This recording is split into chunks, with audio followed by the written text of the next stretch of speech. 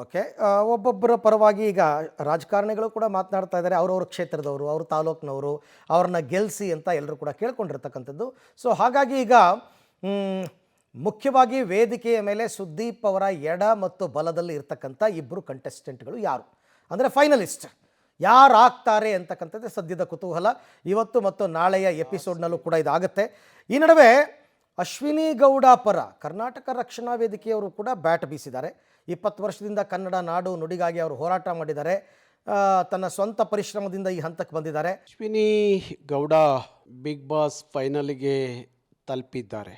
ಅವರು ಶ್ರಮದಿಂದ, ಅವ್ರು ಕೊಟ್ಟಂಥ ಟಾಸ್ಕ್ಗಳಿಂದ, ಅನೇಕ ಸಂದರ್ಭದಲ್ಲಿ ಅವಳು ಅನುಭವಿಸಿದಂಥ ಬಿಗ್ ಬಾಸ್ ಒಳಗಿನ ಅನೇಕ ವಿಚಾರಗಳಿಂದ ಅದನ್ನು ಸಹಿಸ್ಕೊಂಡು ಒಳ್ಳೆ ಆಟ ಆಡಿ, ಒಳ್ಳೆ ಮಾತಾಡಿ, ಕೆಲವ್ರ ಹತ್ರ ಏನೆಲ್ಲ ಅನ್ನಿಸ್ಕೋಬೇಕು ಅನ್ನಿಸ್ಕೊಂಡು ಇವತ್ತಿಗೆ ಫೈನಲ್ಗೆ ಬಂದು ಗಟ್ಟಿಯಾದಂಥ ನಿಲುವಿನಿಂದಾಗಿ ಗಟ್ಟಿಯಾಗಿ ನಿಂತಿದ್ದಾಳೆ.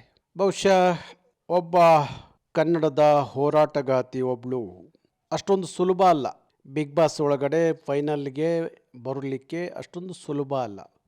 ಯಾಕೆ ಅವ್ರಿಗೆ ಸುಲಭ ಆಗಿದೆ ಅಂದರೆ, ಅವಳು 20 ವರ್ಷ ಕರ್ನಾಟಕ ರಕ್ಷಣಾ ವೇದಿಕೆಯಲ್ಲಿ ನಾಡು ನುಡಿ ನೆಲ ಜಲ ಭಾಷೆ ಸಂಸ್ಕೃತಿ ಬಡವರ ನೋವು ಕಷ್ಟ ದುಃಖ ದುಮಾನಿಗೆ ಗಟ್ಟಿಯಾಗಿ ನಿಂತವಳು.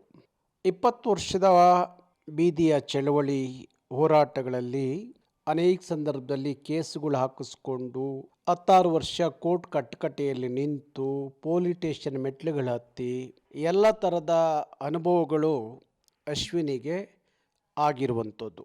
ಅದಕ್ಕಾಗಿ ಅಶ್ವಿನಿ ಅಷ್ಟೊಂದು ಗಟ್ಟಿಯಾಗಿ ಎಂಥದೇ ಬಂದರೂ ಬಿಗ್ ಬಾಸ್ ಒಳಗಡೆ ನಿಂತು ಗಟ್ಟಿಯಾಗಿ ಧೈರ್ಯವಾಗಿ ಎದುರಿಸಿ ಫೈನಲ್ಲು ತಲುಪಲಿಕ್ಕೆ ಸಾಧ್ಯ ಆಯಿತು. ಬಹುತೇಕ ಅಶ್ವಿನಿ ಗೌಡ ಗೆದ್ರೆ ಇಷ್ಟೂ ಜನರನ್ನು ಹೋಲಿಸ್ಕೊಂಡಾಗ ನಿಜವಾಗ್ಲೂ ಇದರಲ್ಲಿ ಎಲ್ಲರನ್ನೂ ನಗಿಸ್ತಾ ಇರುವಂಥ ಹುಡುಗ ಗಿಲ್ಲಿ.